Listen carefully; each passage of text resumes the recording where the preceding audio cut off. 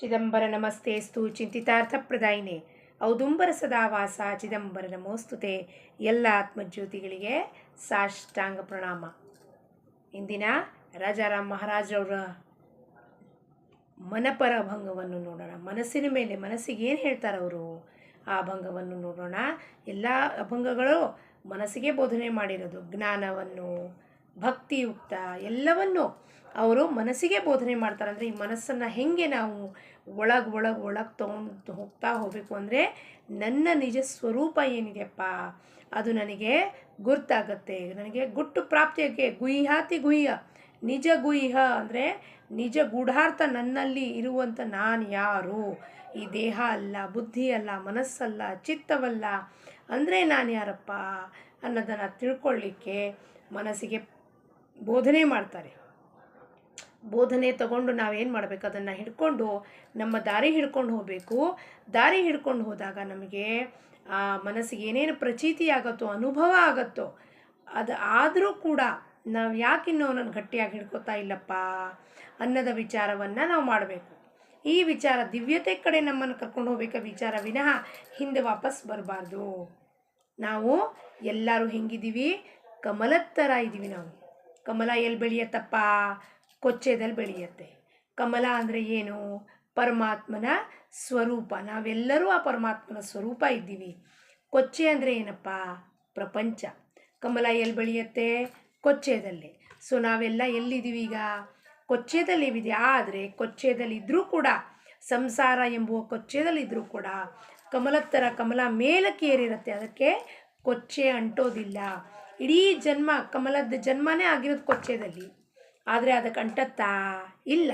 ಹಾಗೆ ನಾವು ಕೂಡ ಪರಮಾತ್ಮನ ಸ್ವರೂಪ ಇದ್ದೀವಿ. ಈ ಪ್ರಪಂಚಕ್ಕೆ ಅವನ ಇಚ್ಛೆ ಮಾತ್ರದಿಂದ ನಾವು ಈ ಪೃಥ್ವಿ ಮೇಲೆ ಬಂದು ಪ್ರಾರಬ್ಧದಿಂದ ಈ ದೇಹ ಹೊಂದಿ ನಮ್ಮ ಕರ್ಮಗಳನ್ನು ಕಳ್ಕೊಂಡು ನಮ್ಮ ಮನಸ್ಸನ್ನು ಅವನ ಪಾದಕ್ಕೆ ಸಮರ್ಪಣೆ ಮಾಡಿ ನಾವೆಲ್ಲರೂ ಭಕ್ತಿಯಿಂದ, ನಿಷ್ಠೆಯಿಂದ, ಶ್ರದ್ಧೆಯಿಂದ ಪರಮಾತ್ಮನ ಬೇಡ್ಕೊಂಡು, ಚಿದಂಬರ ಅಪ್ಪ ನಮ್ಮನ್ನು ಈ ಜನ್ಮದಲ್ಲೇ ನೀನು ಉದ್ಧಾರ ಮಾಡಿ ನಮಗೆ ಜೀವನ್ ಮುಕ್ತರಾಗಿ ಮಾಡಪ್ಪ ಸ್ವಾಮಿ ಅಂತ ಅವನನ್ನು ಭಕ್ತಿಯಿಂದ, ಭಾವನೆಯಿಂದ ಬೇಡ್ಕೊಂಡಾಗ ಖಂಡಿತವಾಗ್ಲೂ ಅವನು ನಮ್ಮನ್ನು ಉದ್ಧಾರ ಮಾಡ್ತಾನೆ. ಏನು ಹೇಳ್ತಾರೋ ರಾಜಾರಾಮ್ ಮಹಾರಾಜರು, कारे मना तुझ न सेवा प्रचीत सांडो निया भ्रांत पाहे बरे नाना हे संकट दूरते करूनी लाविले भजनी स्वामी राया तरी काय तुझ न देईल भेटी कल्पना हे पोटी नको मना दास म्हणे मना राहे बा निश्चित ಚಿದಂಬರ ಹೇತ ಪುರವೀಲ.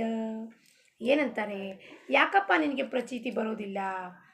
ಸಾಂಡೋನಿಯ ಭ್ರಾಂತ ಪಾಹೇವರೆ, ನಿನ್ನ ಮನಸ್ಸೊಳಗಿರೋದೆಲ್ಲ ಭ್ರಾಂತಿಯನ್ನು ನಾನು ಮಾಡ್ತಾ ಇದ್ದೀನಿ ಅನ್ನೋ ಭ್ರಾಂತಿಯನ್ನು ಬಿಟ್ಟಾಕು. ಪ್ರತಿ ಕ್ಷಣವೂ ನಮಗೆ ಪ್ರಚೀತಿ ಕೊಡ್ತಾನೆ. ಎಂಥ ಪ್ರಚೀತಿ? ನಾನು ನಿನ್ನ ಹತ್ರನೇ ಇದ್ದೀನಿ, ನಿನ್ನ ಸುತ್ತಮುತ್ತಲ ಇದ್ದೀನಿ, ನಿನ್ನ ಒಳಗೇ ಇದ್ದೀನಿ, ಈ ಎಲ್ಲ ಕೆಲಸಗಳು ಮಾಡಿಸ್ತಾ ಇರೋದೇ ನಾನು. ನಿನಗೆ ಭ್ರಮೆ ಉಂಟಾಗಿದೆ, ಅದಕ್ಕೆ ನಿನಗೇನಾಗತ್ತೆ, ತುಜನ ಸೇಬಾ ಪ್ರಚೀತ. ಏನು ಪ್ರಚೀತಿ ಬೇಕು ನಮಗೆ? ನಾವು ಉಸಿರಾಡ್ತಿದ್ದೀವಿ, ಅದಕ್ಕೆ ಪ್ರಚೀತಿ ಬೇಕೇನಪ್ಪ? ಇವತ್ತು ನಾವು ರಾತ್ರಿ ಮಲ್ಕೊಂಡ ಮೇಲಪ್ಪ ಪರಮಾತ್ಮ ನಿನ್ನ ಕೃಪೆಯಿಂದ ನಾನು ನಾಳೆ ಬೆಳಕು ನೋಡಿದಾಗ ಪರಮಾತ್ಮ ಇವತ್ತಿನ ದಿವಸ ಪುನಃ ನನಗೆ ಜೀವನವನ್ನು ಕೊಟ್ಟಿದೆಯಲ್ಲಪ್ಪ, ಅದಕ್ಕೆ ಪ್ರಚೀತಿ ಬೇಕಾ ನಮಗೆ? ಇಲ್ಲ. ಮನಸ್ಸಿನಲ್ಲಿ ಭ್ರಾಂತಿ, ನಾನು ಮಾಡ್ತಾ ಇದ್ದೀನಿ, ಇವೆಲ್ಲವೂ ನಂದು.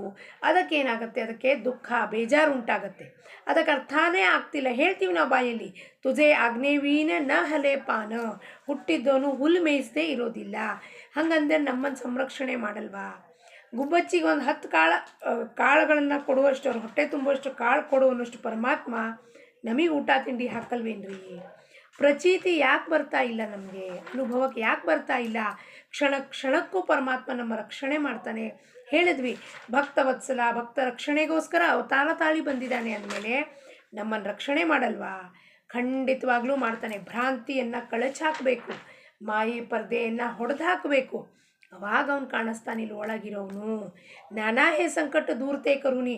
ಎಷ್ಟು ವೇಳ ನಮ್ಮ ಮೇಲೆ ಸಂಕಟ ಬಂದಿಲ್ಲ, ಚಿಕ್ಕ ಪುಟ್ಟದಿಂದ ಹಿಡಿದು ದೊಡ್ಡ ದೊಡ್ಡ ಸಂಕಟ ಬಂದರೂ ಕೂಡ ಅವನು ನಮ್ಮನ್ನು ಸಂಕಟದಿಂದ ಪಾರು ಮಾಡಿ ಅವನು ಭಜನೆಗೆ ಹಚ್ಚಿದ್ದಾನೆ.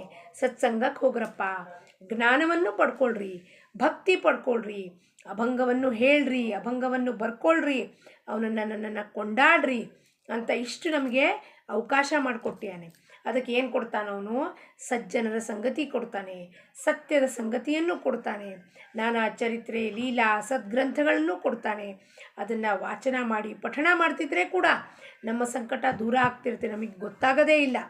ಅದು ನಮ್ಮ ಅನುಭವಕ್ಕೆ ಬರೋದಿಲ್ಲ. ಸಂಕಟನ ದೂರ ಮಾಡಿರ್ತಾನೆ ಸ್ವಾಮಿ, ಆದರೆ ನಮ್ಮ ಅನುಭವಕ್ಕೆ ಬಂದಿರೋದಿಲ್ಲ. ಯಾಕೆಂದರೆ ಅನುಭವಕ್ಕೆ ಬಂದಿದ್ರೂ ಕೂಡ ಅದನ್ನು ಮರೆತು ಬಿಡ್ತೀವಿ. ಇದನ್ನು ಯಾರು ಪಾರು ಮಾಡಿದ್ರಪ್ಪ ನನಗೆ ಇದರಿಂದ? ಅವನೇ ಬಂದು ಪಾರು ಮಾಡ್ದ. ಅವನ ಮೇಲೆ ವಿಶ್ವಾಸ ಮಾಡೋದಿಲ್ಲ ನಾವು. ನೀನು ಬಂದು ನನ್ನನ್ನು ಪಾರು ಮಾಡಿದ್ಯಪ್ಪ ಪರಮಾತ್ಮ. ರಸ್ತೆ ಮೇಲೆ ಹೋಗ್ತಿರ್ತೀನಿ, ಜಾರಬೇಕಾಗಿರುತ್ತೆ, ಇಲ್ಲ ಬಾಳೆಹಣ್ಣು ಸಿಪ್ಪೆ ಇರುತ್ತೆ, ಅಚಾನಕ್ಕಾಗಿ ಯಾರೋ ಹಿಂಗೆ ಯಾವುದೋ ಒಂದು ಗೋಡೆ ಹಿಡ್ಕೊಂಡ್ಬಿಡ್ತೀವಿ, ಇಲ್ಲ ಬಾಗಿಲು ಹಿಡ್ಕೋತೀವಿ, ಇಲ್ಲ ಅಥವಾ ರಸ್ತೆ ಮೇಲೆ ಹೋಗ್ರೆ ಯಾರೋ ನಮ್ಮನ್ನು ಹಿಡ್ಕೋತಾರೆ, ಇರಿ ಬಿದ್ದು ಬಿಡ್ತಿದ್ರಿ ನೀವೀಗ ಅಂತ, ಇಲ್ಲ ಯಾರೋ ಬಂದೇ ನೋಡಿಯಪ್ಪ ಅಂತ ಮುಂದೆ ನೋಡಿ ಅಂತ ಹೇಳ್ತಾರೆ. ಯಾರು ಅವರೆಲ್ಲ? ಅವರೆಲ್ಲವೂ ಪರಮಾತ್ಮನ ಸ್ವರೂಪನೇ. ಆ ಚಿದಂಬರನೇ ಬಂದು ಆಯಾ ರೂಪದಲ್ಲಿ ನಮ್ಮನ್ನು ಕಾಪಾಡಿರ್ತಾನೆ. ನಮಗೆ ಭ್ರಮೆ ಉಂಟಾಗಿ ಎದುರುಗಡೆ ಮನುಷ್ಯ ಅಂತ ನೋಡ್ತೀವಿ, ಅವನನ್ನು ಚಿದಂಬರ ಅಂತ ನೋಡೋದಿಲ್ಲ. ಅದಕ್ಕೆ ಭ್ರಾಂತಿ ಉಂಟಾಗಿದೆ ಅಂತ ಹೇಳ್ತಾರೆ. ತರೀಕಾಯ್ತು ಜನ ದೇಯಿಲು ಭೇಟಿ ಕಲ್ಪನಾ ಹೇ ಪೋಟಿ ನಕೋಮನ. ಹಂಗಂದ್ರೆ ನಿನಗೆ ಅವ್ನು ದರ್ಶನ ಕೊಡೋದಿಲ್ವಪ್ಪ? ಇಷ್ಟು ವೇಳೆ ಸಂಕಟದ ಬಲ್ಲಿ ರಕ್ಷಣಾ ಮಾಡಿದ್ದಾನೆ ಅಂದಮೇಲೆ ದರ್ಶನ ಕೊಡೋದಿಲ್ವಾ? ಕಲ್ಪನಾ ಈ ತಲೆ ಒಳಗೆ ಕಲ್ಪನಾ ಮಾಡ್ಕೋಬೇಡ. ನಾನಾ ವಿಕಾರ ಹೊಂದಿರೋದಕ್ಕೆ ಮನಸ್ಸು ಏನೇನೋ ಕಲ್ಪನಾ ಮಾಡುತ್ತೆ. ನನಗೆ ರಕ್ಷಣೆ ಮಾಡಲಿಲ್ಲ, ನನ್ನನ್ನು ಕಾಪಾಡಲಿಲ್ಲ, ನನ್ನ ಜೀವನ ಹಿಂಗಾಯಿತು, ಭಗವಂತನಿಗೆ ಕಣ್ಣಿಲ್ಲ ಅಂತ ಏನೇನೋ ಮಾತಾಡ್ತೀವಿ ನಾವು. ಅದಕ್ಕೆ ಈ ಮನಸ್ಸಿಂದ ಕಲ್ಪನಾ ತೆಗೆದುಹಾಕಪ್ಪ. ನಿನಗೆ ದರ್ಶನ ಕೊಡ್ತಾ ಇದ್ದಾನೆ, ಸಂಕಟದಿಂದ ದೂರ ಮಾಡ್ತಿದ್ದಾನೆ. ಆದರೆ ನಮಗೆ ಅದು ಅನುಭವಕ್ಕೆ ಬಂದಿದ್ದರೂ ಕೂಡ ಅದನ್ನು ನಾವು ಯಾಕೆ ವಿಚಾರ ಮಾಡೋದಿಲ್ಲ ಅಂದರೆ ಮನಸ್ಸು 10 ಕಡೆ ಹರಿದಾಡಕ್ಕೆ ಬಿಟ್ಟುಬಿಟ್ಟಿದ್ದೀವಿ ನಾವು. ಅವರು ಇವರು ವಿಷಯ ವಸ್ತು ವ್ಯಕ್ತಿ ಅದನ್ನೆಲ್ಲವನ್ನು ಕೂಡಿ ಒಂದು ಕಡೆ ತಗೊಂಬರ್ಬೇಕು. ಹೀಗೆಲ್ಲ ಹರಿದಾಡ್ತಿರೋ ಮನಸ್ಸನ್ನು, ಬಾಹ್ಯ ವೃತ್ತಿ ಹೋಗಿರೋ ಮನಸ್ಸನ್ನು ಒಳಗೆ ತರ್ಕೊಬರ್ಬೇಕು. ಹೇಗೆ ಆಮೆ ಡೇಂಜರ್ ನೋಡಿದಾಗ ಆಮೆ ಏನು ಮಾಡುತ್ತೆ? ತನ್ನ ಕೈ ಕಾಲುಗಳೆಲ್ಲ ಒಳಗೆ ಔಚ್ಕೊಂಡ್ಬಿಟ್ಟು ಕೂತ್ಕೊಂಡ್ಬಿಡತ್ತೆ.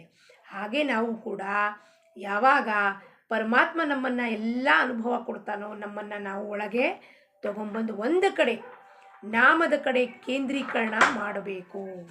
ದಾಸಮಣೆ ಮನ ರಾಹೇ ಬಾ ನಿಶ್ಚಿತ ಚಿದಂಬರ ಹೇತ ಪುರುವಿಲ. ಮನಸ್ಸಿನಲ್ಲಿ ನಿಶ್ಚಯ ಮಾಡ್ಕೊ, ಪ್ರತಿಯೊಂದು ಕ್ಷಣ ಸ್ವಾಮಿ ನನ್ನ ಜೊತೆಗಿದ್ದಾನೆ, ಪ್ರತಿಯೊಂದು ಮಾತು ಅವನಿಗೆ ಹೇಳೇ ಮಾಡಬೇಕು. ಬೇಜಾರು ಉಂಟಾದರೂ ಸ್ವಾಮಿಗೆ ಹೇಳಿ, ಆನಂದ ಆದರೂ ಸ್ವಾಮಿಗೆ ಹೇಳಿ, ಕಷ್ಟ ಆದರೂ ಸ್ವಾಮಿಗೆ ಹೇಳಿ, ದುಃಖ ಆದರೂ ಸ್ವಾಮಿಗೆ ಹೇಳಿ, ಏನು ಮಾತಿದ್ರೂ ಅವನ ಮುಂದೆ ಹೇಳಿ. ಆವಾಗ ನಮ್ಮ ಹೇತು, ನಮ್ಮ ಒಳಗಿನ ಇಚ್ಛಾ ಏನಿದೆ, ನಮ್ಮ ಇಂಟೆನ್ಷನ್ಸ್ ಏನಿದೆ, ನಾವು ಯಾವ ವಿಚಾರದಿಂದ ಅವನನ್ನು ಪ್ರಾರ್ಥನೆ ಮಾಡ್ತಿದ್ದೀವಿ ಅಂತ ನಮ್ಮ ವೃತ್ತಿಗಳನ್ನು ನೋಡಿ ನಮ್ಮನ್ನು ಅವನು ಉದ್ಧಾರ ಮಾಡ್ತಾನೆ, ನಮಗೆ ಮೋಕ್ಷದ ದಾರಿ ಕರ್ಕೊಂಡು ಹೋಗ್ತಾನೆ, ನಮ್ಮನ್ನು ಅವನ ಪಾದಕ್ಕೆ ಸೇರಿಸ್ಕೋತಾನೆ. ರಾಜಾರಾಮ್ ಮಹಾರಾಜರು ಹಾಗೂ ಚಿದಂಬರ ಸ್ವಾಮಿ ಪಾದಕ್ಕೆ ಅಭಂಗವನ್ನು ಅರ್ಪಿಸುತ್ತಾ ಸದ್ಗುರು ಚರಣಾರವಿಂದಾರ್ಪಣಮಸ್ತು. ಲೋಕ ಸಮಸ್ತ ಸುಖಿನೋ ಭವಂತು. ಜೈ ಚಿದಂಬರ.